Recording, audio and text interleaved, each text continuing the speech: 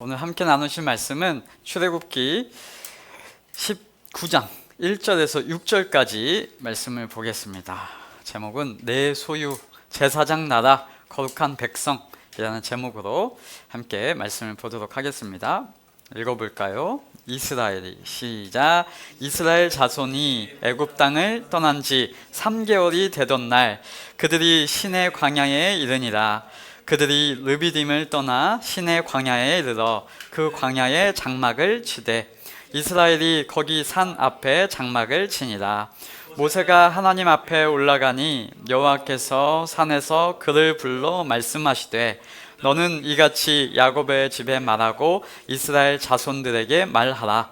내가 애굽 사람에게 어떻게 행하였음과 내가 어떻게 독수리 날개로 너희를 업어 내게로 인도하였음을 너희가 보았느니라.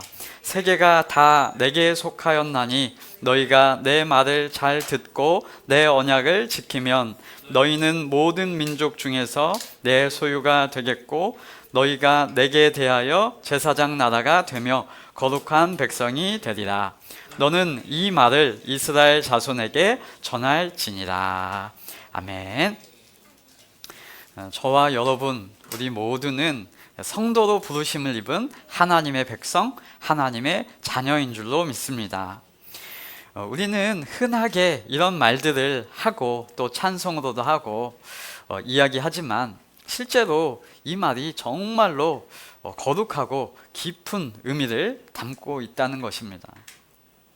여러분, 사람이 세상에 태어나서 여러 가지 교훈들도 배우고요. 여러 이론들, 세상의 공부들, 철학들도 배우지만 세상 사람들과 성도가 다를 수 있는 한 가지 다른 점, 다른 기준이 되는 것이 있습니다. 그것이 뭐냐 하면 성도는 세상 사람들은 알지 못하는 한 가지를 더 배우는 것인데 바로 세상에서는 알 수도 없고 가르치지도 못하는 하나님의 말씀, 성경의 말씀이 우리에게 있다는 것입니다.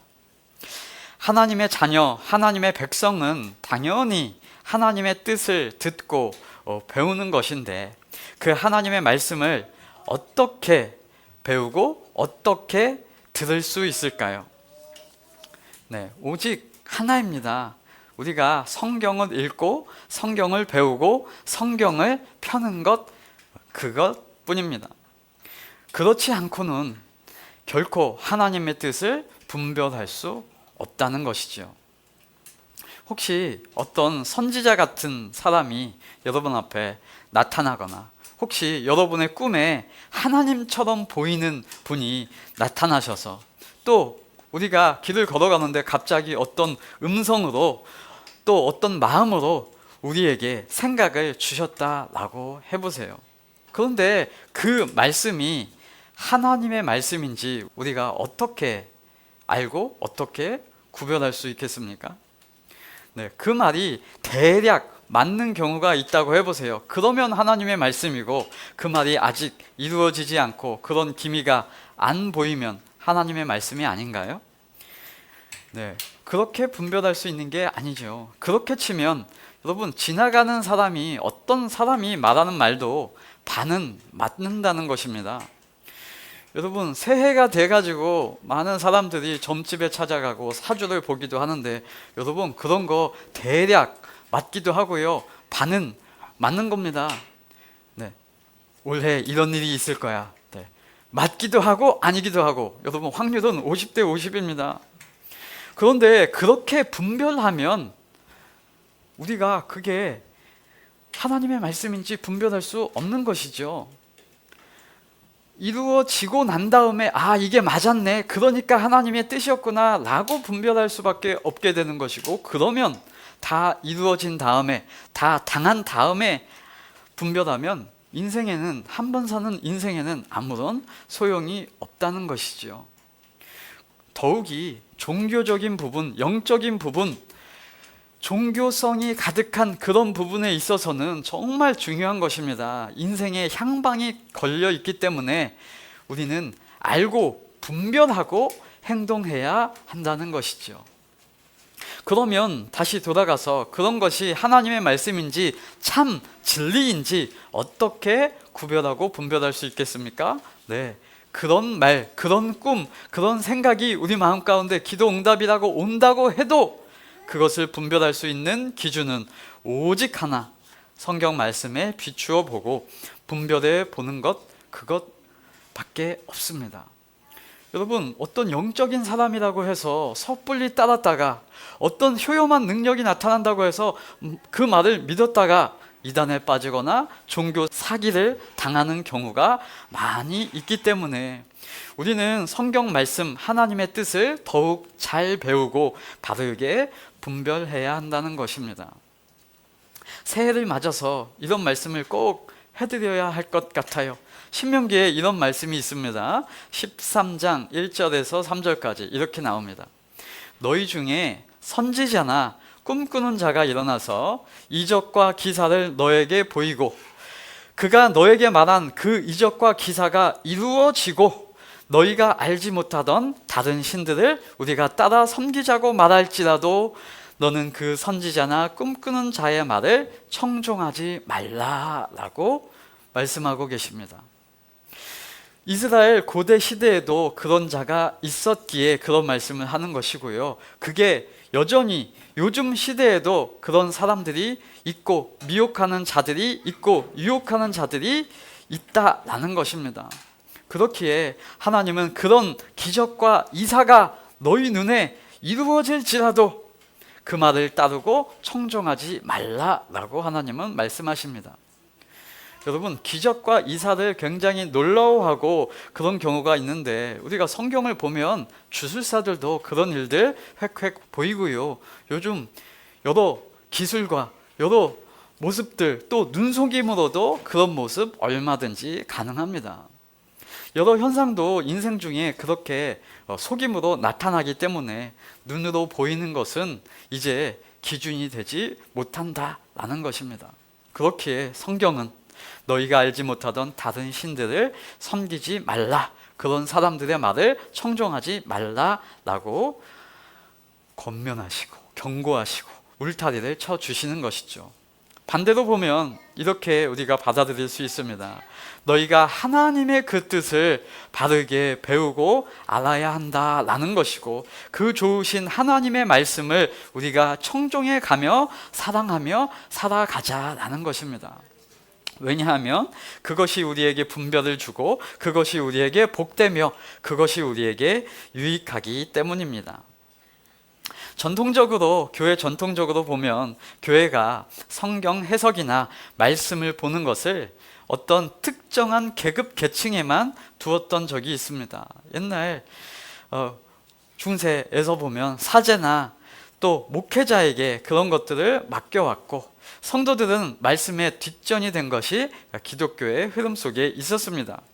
그러다 보니까 그런 성경들을 모르게 되고 그러니까 당연히 자연스럽게 직분의 계급화가 나타나게 되었고 그러니까 성경의 내용과 다르게 권위적인 모습이 차별적으로 계급적으로 나올 수밖에 없었고 그런 것을 이제 깨고 다시 말씀으로 돌아가게 되는 종교개혁이 나타나게 되었고 이제는 모든 성도들이 성경 말씀에 언제든지 어느 때나 다가갈 수 있게 되었습니다.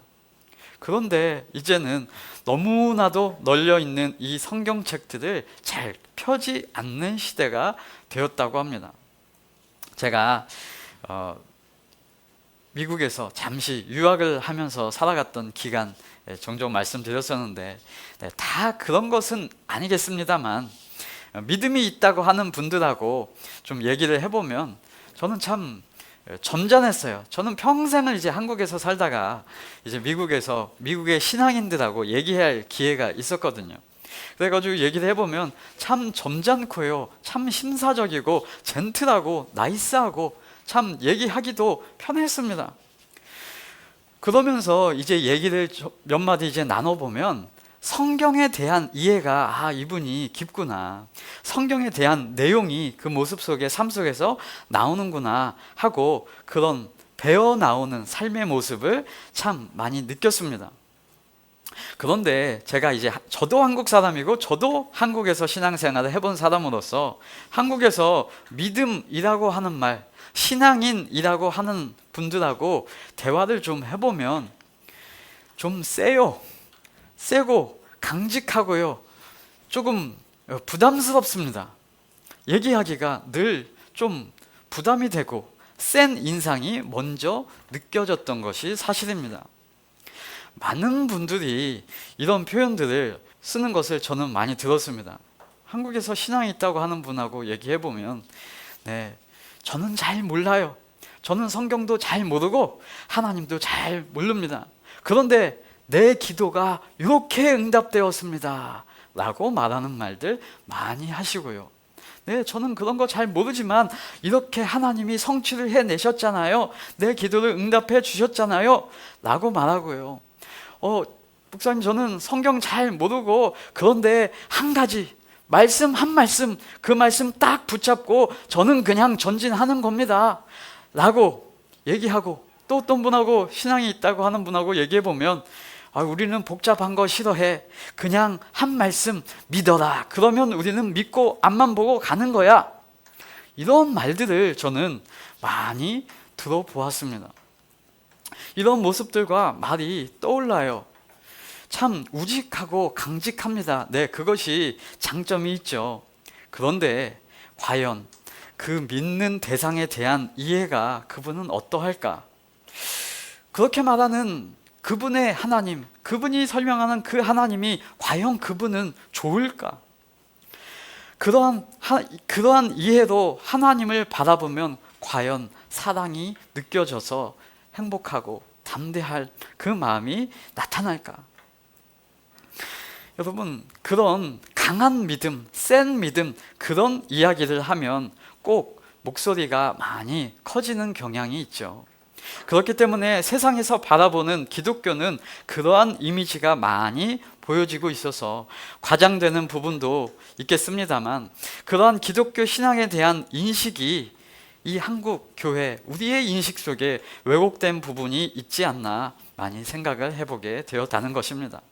기독교 신앙은 내가 믿는 행동에 대한 강조가 아니죠. 그게 아니라 내가 믿는 대상에 대한 이해가 강조가 되어야 되고, 그래서 그 이해를 통하여 내 삶이 변화되어서 그 이해를 바탕으로 나타나는 나의 삶이 하나님의 열매로 나타나는 것, 그것이 신앙인 줄로 믿습니다.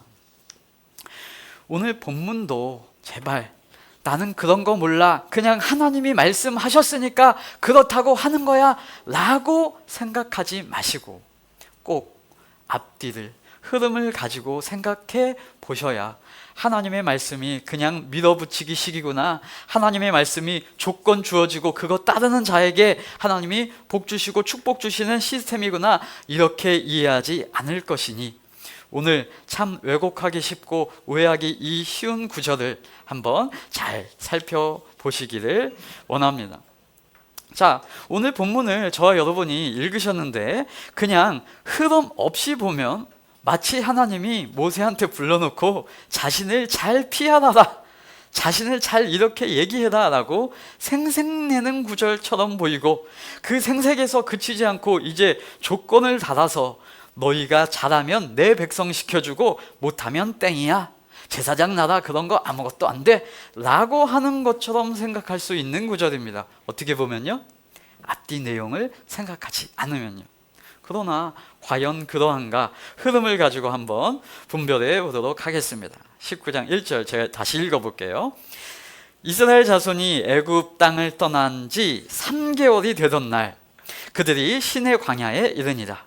그들이 르비딤을 떠나 신의 광야에 이르러 그 광야에 장막을 치되 이스라엘이 거기 산 앞에 장막을 치니라 라고 말씀합니다. 지금 출애굽된 지 몇 개월이 지났어요?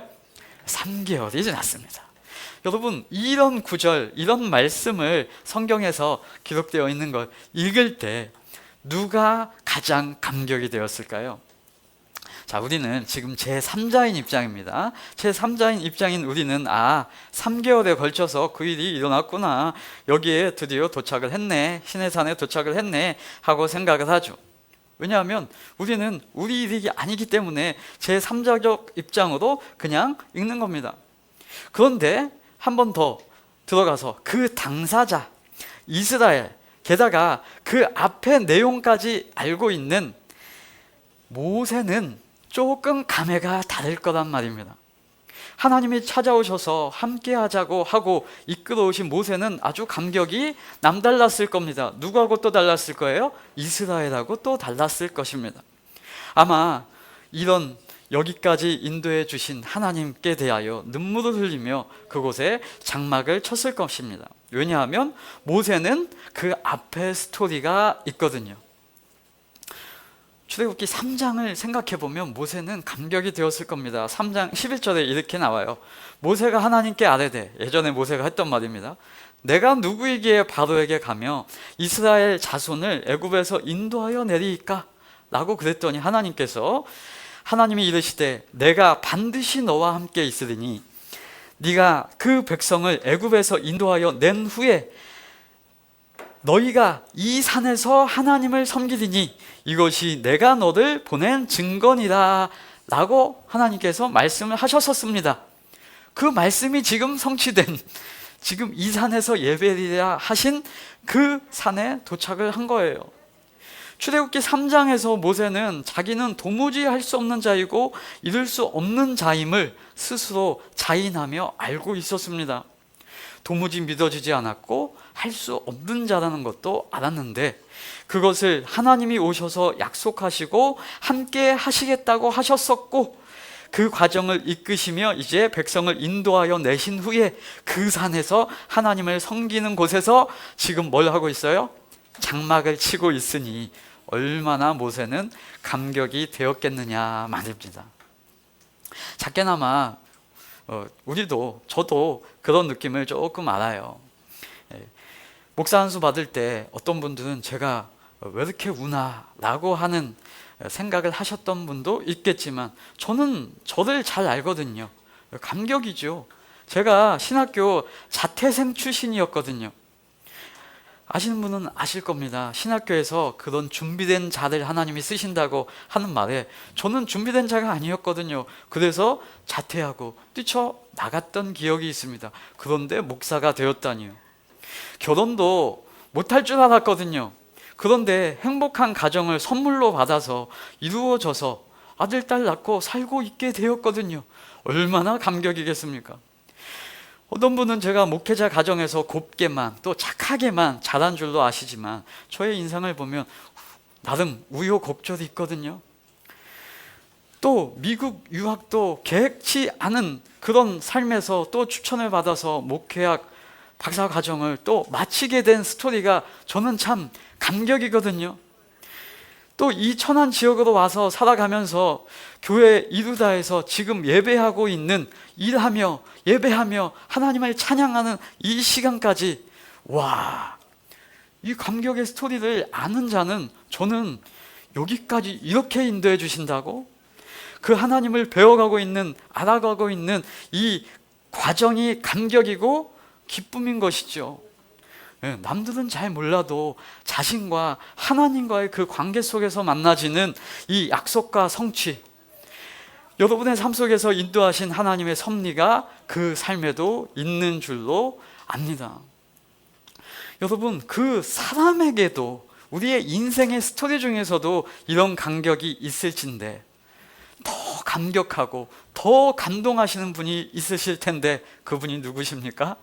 그것을 인도해 오시고 그 삶을 바로 잡아 오시고 안 가겠다고 하는 거 설득하시고 섭리하시고 가르쳐 오시고 포기치 않으시고 그 일을 행하신 그 하나님은 얼마나 감격과 기쁨이 크시겠느냐, 그것입니다.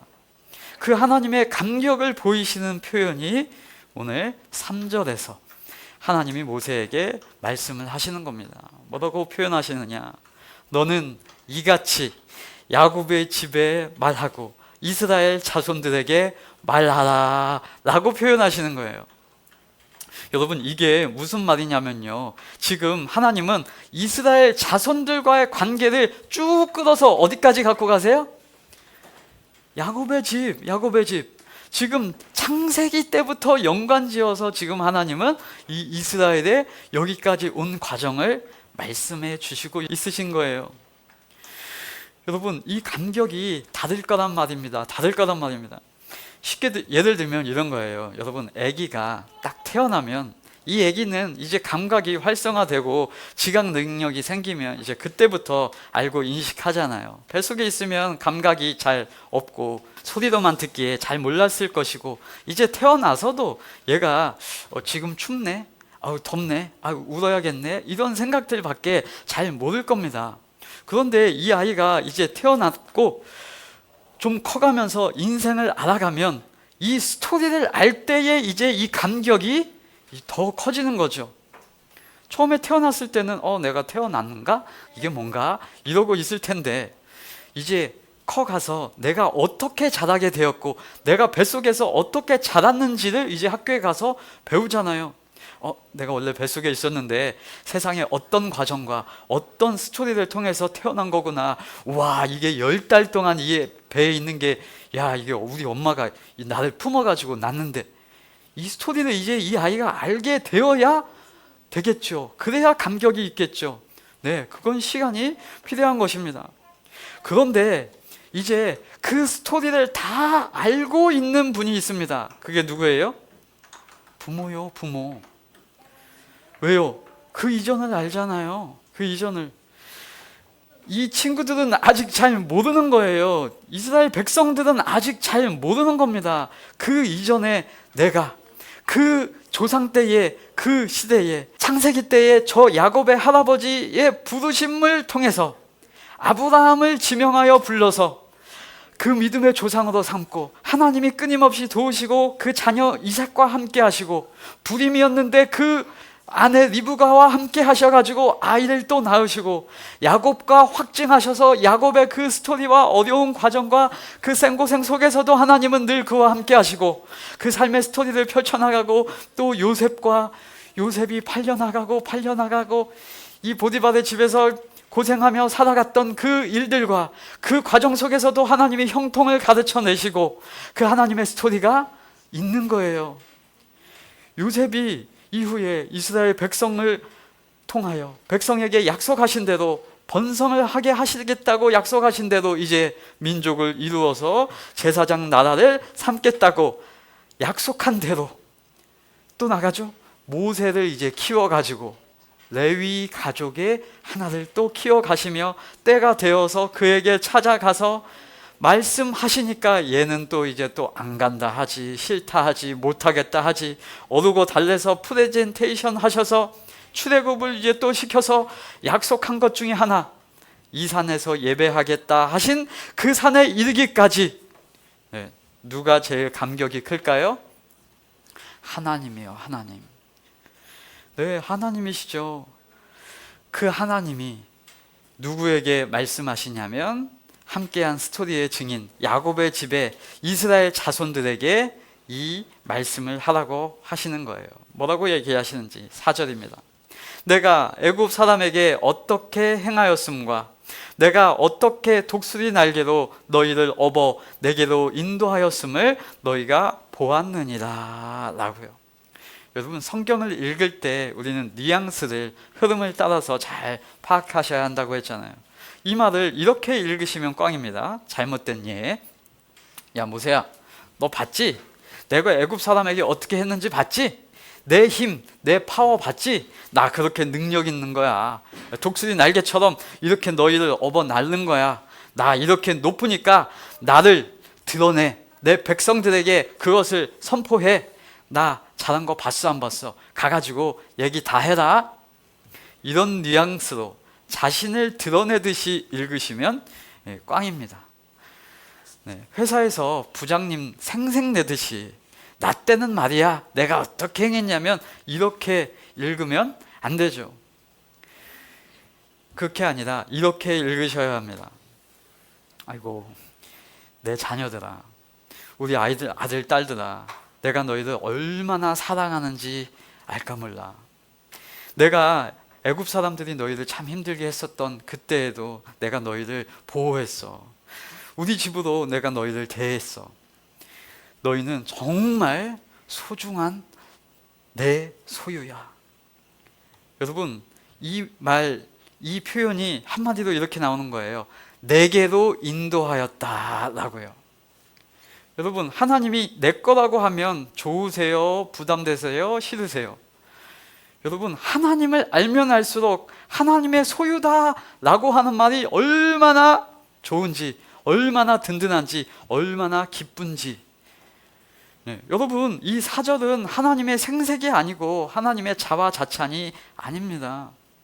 너 이스라엘이 얼마나 소중한 존재인지 하나님이 그렇게까지 행하실 만큼, 그렇게 보호하실 만큼 너는 정말 소중한 존재야. 너는 그럴 만큼 내 거야. 그럴 만큼 너희는 정말 중요해.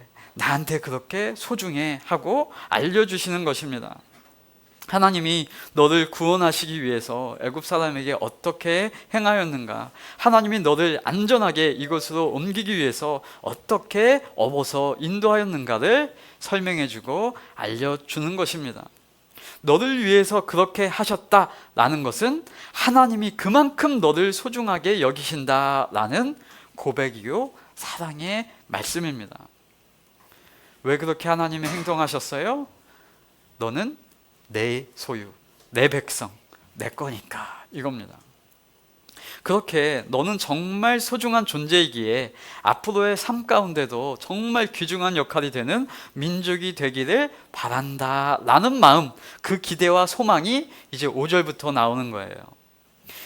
세계가 다 내게 속하였나니 너희가 내 말을 잘 듣고 내 언약을 지키면 너희는 모든 민족 중에서 내 소유가 되겠고 너희가 내게 대하여 제사장 나라가 되며 거룩한 백성이 되리라 입니다. 자, 여기서 하나님이 이렇게 말씀하시죠. 세계가 다 내게 속하였나니, 이걸 한번 이해해 보시면 하나님이, 여러분, 이 백성들을 택하셨다고 해서, 이 백성을 내 백성이라고 해서 내 백성이 있고 내 백성 아닌 백성이 있습니까? 네, 그런 게 아니라는 것입니다. 그게 어떤 표현에서요? 세계가 다 내게 속하였나니, 이 표현에서요.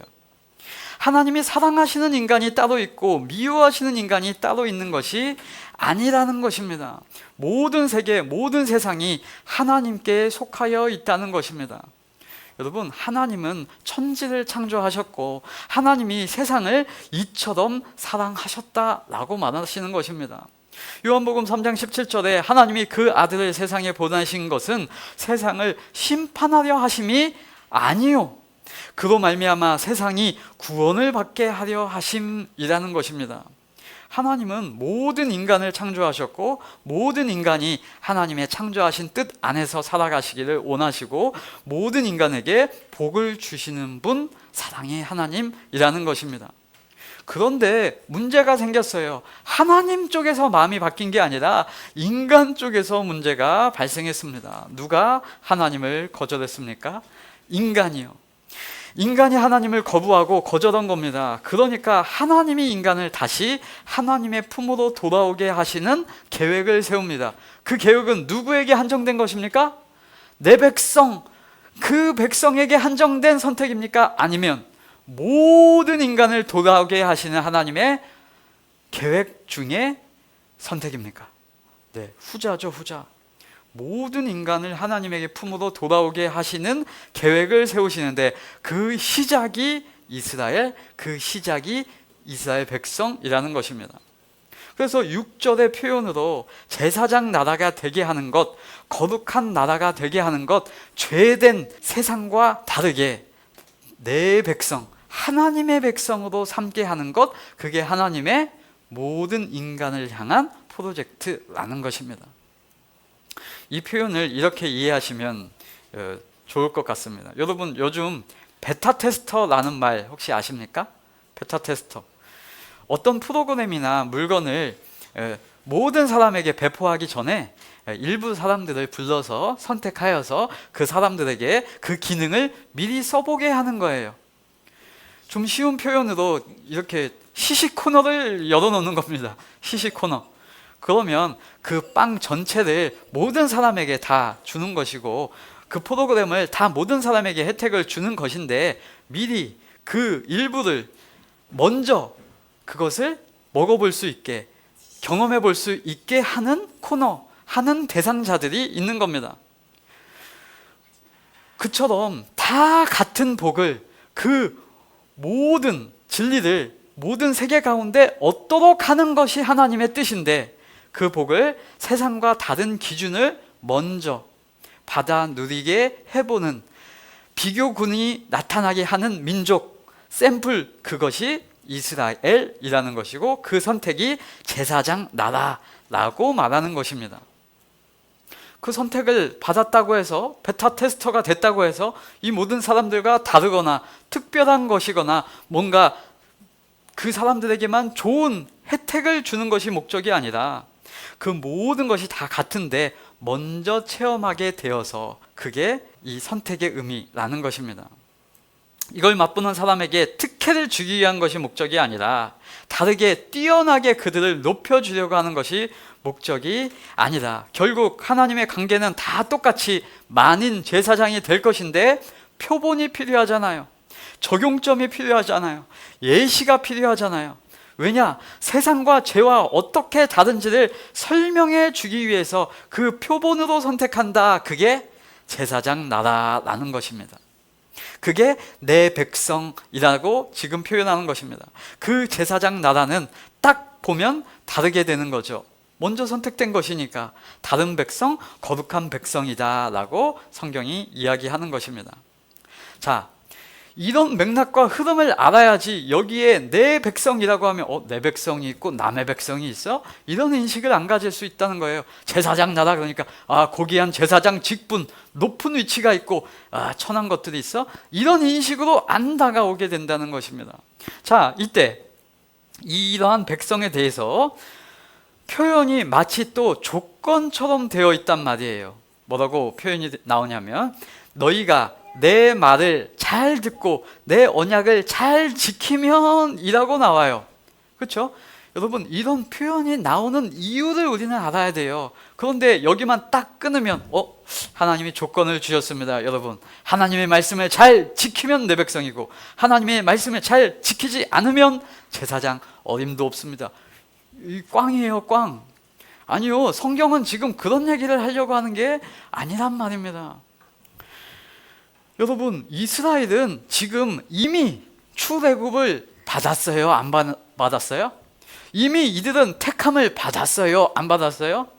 네, 이미 이들은 하나님의 복을 받아서 구원받은 하나님의 백성입니다. 택함 받았어요. 지금 택함으로 인하여 이 일을 지금 시행받고 시행되고 있는 것입니다.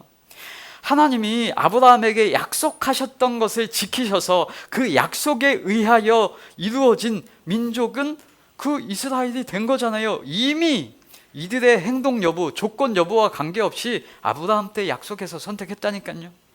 이미 하나님의 자녀요, 이미 하나님의 백성입니다. 여러분, 이런 표현을 한다고 해서 자녀들이 혼동하면 안 되잖아요. 예를 들면 이런 표현, 이 낳은 자녀가 아빠 말 잘 들으면 내 딸이야, 아빠 말 잘 들으면 착한 딸이야, 아빠 말 잘 들으면 잘해줄 거야, 이런 말을 혹 아버지가 한다고 해서 아버지 말 잘 들으면 아빠 딸, 못 들으면 내 딸이 아닙니까? 표현은 그렇게 나올 수 있지만 그 담겨있는 심정과 의미를 이 아이가 파악해야 되잖아요. 그 말을 딱 듣고 아이가 집을 나가버려. 왜? 나는 아빠 말 안 들었으니까 집 나가야지. 이러면 안 된다니까요. 그 의도가 아니란 말입니다. 그 딸에게 잘 가르치려고 하는 말이잖아요. 그 딸에게 야, 아빠 말 잘 들어, 아빠 말 잘 듣고 살아야 너한테 좋은 거야를 가르치려고 하는 표현이란 말입니다. 아빠 말을 잘 들어야 네가 알지 못하는 지식, 너가 아직 모르고 있는 세상의 경험들을 아빠가 한 말대로 살아야 복되고 그 가운데 살아가기를 기대하고 권면하는 표현인데, 이걸 조건절로 알아들으면 완전히 소통이 어그러지게 되는 것이죠. 이거예요. 야, 내가 낳아줬으니까 너는 우리 가정 내 딸인 거는 분명해. 그러니까 우리 딸 행복하게 내 딸 된 것처럼 기쁨으로 살아가라의 권면이 오늘 이런 표현으로 나오는 거란 말입니다.